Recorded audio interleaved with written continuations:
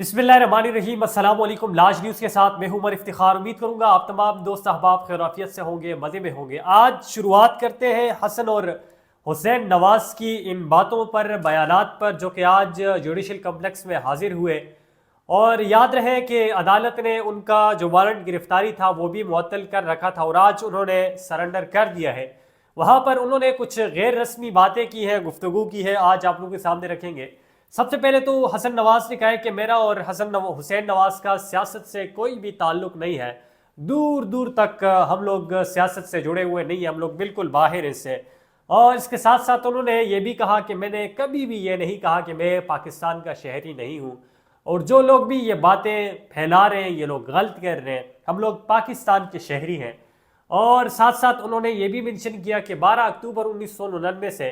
हमारे साथ सियासी इंतकाम हमसे लिया जा रहा है, कैद हमें किया जा रहा है, और बिल्कुल तनहा कैद किया जाता है, और जलावतन भी हमें किया गया। और साथ उन्होंने ये भी मेंशन किया कि हर एक शख्स को फेयर ट्रायल का हक है,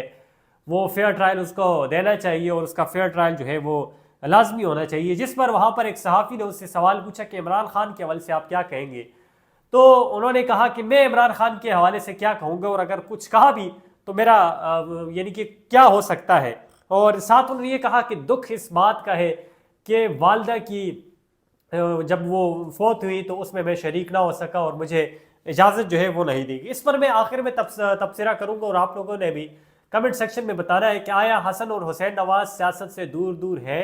या नहीं है, या इनको वालदा की जो तदफीन थी उसमें शिरकत करने की इजाज़त नहीं दी गई, या ये लोग खुद नहीं आए। आप लोगों ने भी बताना है और मैं भी इस पर कमेंट करूंगा। साथ साथ सोशल मीडिया पर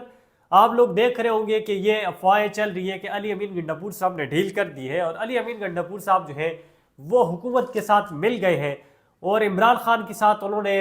राब्ता भी नहीं किया और उनसे इजाज़त भी नहीं ली। तो इस हवाले से आज मैं कुछ तहकीकात की है, रिसर्च की है,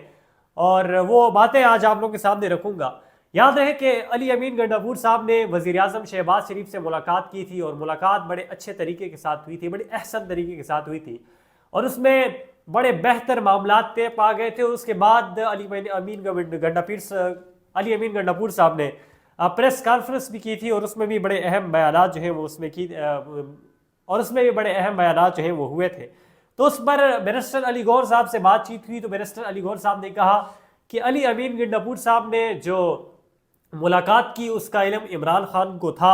और अली अमीन गंडापुर साहब ने इजाज़त भी इमरान खान से ली थी कि वो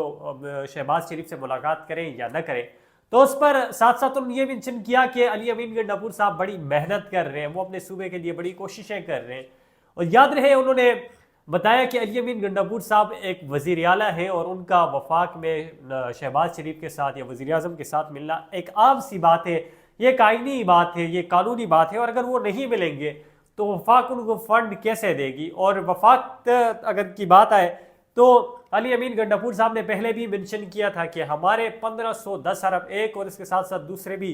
कुछ उन्होंने फिक्र बताया कि इतना वफाक पर कर्जा है, और वफाक में हमें ये पैसे जो है ये देने हैं। और बैरिस्टर गौहर अली साहब ने कहा कि मुलाकातें होती रहे, अच्छी बात है, और अली अमीन गंडापुर साहब को अपने सूबे के हक लेने के लिए जहाँ तक भी जाना पड़ा तो ये इसको हमें जाने की इजाज़त जो है हम लोग देंगे। और इमरान खान की तरफ से भी इसको अप्रिशिएट किया गया है और इसको अच्छे अल्फाज में लिया गया है। तो ये जितनी भी खबरें सोशल मीडिया पे फैलाई जा रही है कि अली अमीन गंडापुर साहब ने कोई डील कर दी है या अली अमीन गंडापुर साहब जो है वो हार मान चुके हैं, तो ऐसा नहीं है। अली अमीन गंडापुर साहब जो है वो वज़ीर आला है, और वो अपने अवाम के हक के लिए बाहर निकले हैं और आगे भी निकलेंगे। इसके साथ साथ अगर मैं बात करूँ सेनेट की नशिस्तों के हवाले से, तो आज़म खान, मुराद सईद और यास्मीन राशिद के नाम जो है वो तो ज़राए के मुताबिक आ चुके हैं, और लगे सिराए के सेनेट में जो ख़ास नाम है वो यही है। उसके साथ साथ जुल्फ़ी बुखारी साहब जो है वो भी सेनेट में अब को कहा ये जा रहा है कि जुल्फ़ी बुखारी साहब जो है वो भी अब इन होंगे। ये 4 नाम जो है ये अब ज़ाहिर हो चुके हैं, और मज़ीद 15 से 16 मार्च को अब और नाम जो है वो भी पाकिस्तान तहरीक इंसाफ की तरफ से दिए जाएंगे। याद रहे कि जो मखसूस नशिस्त है यास्मीन राशिद को उस नशिस्त पर रखा गया है, और यास्मीन राशिद साहिबा जो है उनका हक भी बनता है। उन्होंने बड़ी कोशिशें की हैं, बड़ी मेहनत की है, बड़ी स्ट्रगल की है। और इससे याद आया कि सरताज गुल साहिबा ने भी कहा कि اب تو پنجاب والوں کو بھی شرم آ جانی چاہیے، اب پنجاب والوں کو بھی دیکھنا چاہیے اور اپنے گریبان میں اس کو تھوڑا سا جاننا چاہیے کہ علی امین گنڈاپور صاحب وفاق سے ملاقات کر چکے ہیں، شہباز شریف سے انہوں نے ملاقات کر لی ہے، اور یہ اب انہوں نے بتا دیا ہے، ثابت کر دیا ہے کہ علی امین گنڈاپور صاحب جو ہے وہ اس اہل ہے، وہ اہلیت رکھتے ہیں کہ وہ وزیر اعلیٰ بنے۔ تو اب ہمارے ساتھ جو ظلم ہوا اور جو ماضی میں ہوا، یہ صرف اس وجہ سے ہوا کہ عمران خان کا ہم لوگوں نے ساتھ دیا، اور عمران خان اور پاکستان تحریک انصاف کے ساتھ جڑے رہے ہوئے ہیں، اور یہ صرف ہم نہیں بلکہ زرتاج گل نہیں بلکہ پوری دنیا جو ہے وہ اس پہ گواہ ہے۔ جس نے بھی عمران خان کا ساتھ دیا، اس کے گھر کی چاروں چار دیواری کی پامالی کی گئی، اس کے گھر میں پاکستانی پولیس جو ہے وہ گئی، اور اس کے ساتھ ساتھ ان کو اٹھایا گیا، ان سے پریس کانفرنسز کروائی گئی۔ شیخ رشید صاحب کو ہی دیکھ لیں، شیخ رشید صاحب جیسا پہاڑ جیسا برگ جو ہے اس کو گرایا گیا، اس کو خاموش کرایا گیا، اور اس سے پریس کانفرنس کروائی گئی۔ تو اس میں چند لوگ ایسے تھے جو کھڑے رہے، جو خان کا ساتھ جو ہے وہ دیتے رہے، اور آج وہ انہوں نے نام بھی کمایا، عزت بھی کمائی، اور وہ عوام میں اچھے خاصے مقبول بھی ہے۔ اس کے ساتھ ساتھ بڑی خبر یہ ہے کہ جو الیکشن کمشنر ہے سکندر سلطان راجہ صاحب، وہ بیرونی ممالک چلے گئے ہیں، ایک 7 روزہ دورہ جو ہے کہا یہ جا رہے کہ 7 روزے دورے پر گئے ہیں، لیکن عمر ایوب صاحب نے اسمبلی میں یہ کہا تھا کہ سکندر سلطان راجہ صاحب جو ہے وہ اب کینیڈا جائیں گے، اور حکومت جو ہے ان کو کینیڈا کا جو سفیر ہے وہ بنائے گی۔ اس پر عمر ایوب صاحب نے یہ کہا کہ اب سکندر سلطان راجہ صاحب کو اور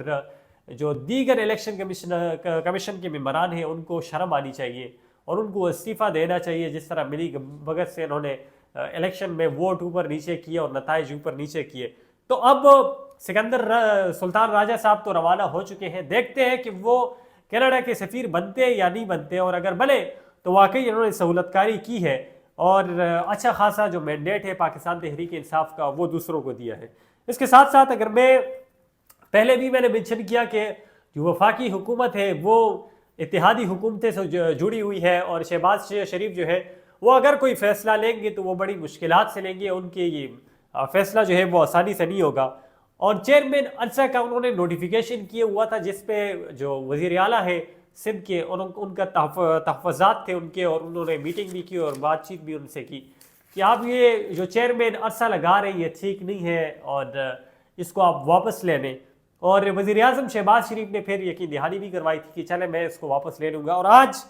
چیئرمین عرصہ جو ہے اس کا نوٹیفیکیشن واپس لے لیا ہے، اور جو منتخب ہوا تھا، جو نام آیا تھا، وہ اب نہیں ہوگا۔ اور اس کے ساتھ ساتھ مسلم لیگ نون کے حوالے سے ایک دوسری خبر بھی ہے، سوشل میڈیا پر گردش کر رہی ہے، اور اس پہ حقیقت بھی ہے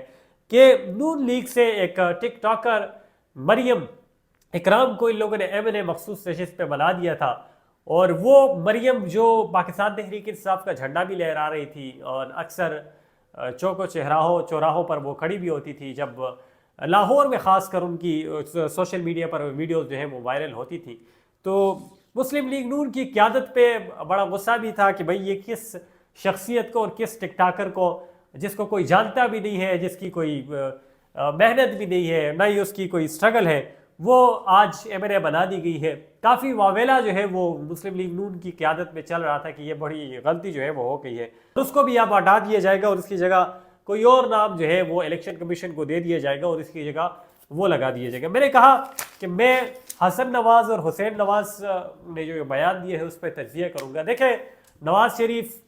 جو کہ مسلم لیگ نون کے قائد ہے، اس کے ساتھ ساتھ مریم نواز کے حوالے سے اگر بتایا جائے وہ وزیر اعلیٰ بن چکی ہے، کیسے حسن نواز اور حسین نواز جو ہے یہ سیاست سے دور ہو سکتے ہیں، جبکہ